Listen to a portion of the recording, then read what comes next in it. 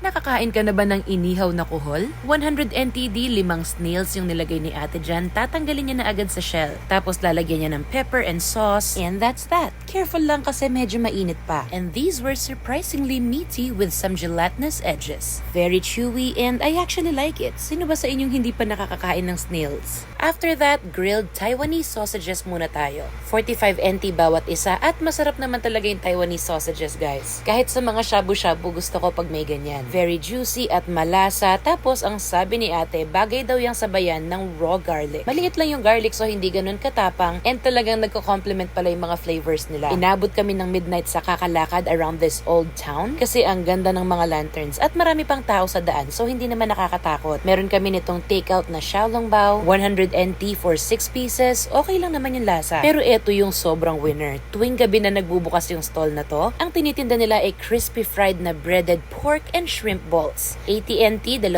piraso. It's served with a sauce and some pickled cucumbers. Ang sarap. Maybe this is one of the best snacks na nabili ko sa buong Jofen Old Street. And by the way, bakit ang galing nilang mag-distinguish ng turista? Malayo ka pa, alam na nila kung Korean, Chinese, Japanese, or Filipino ka kasi babatiin ka nila in that language. Ako kasi nalilito ako kahit pare-pareho lang tayong Asian. Anyway, 50 NTD for this dragon fruit shake. That's really good. Up next, I think we just found the best ginger tea in Jofen.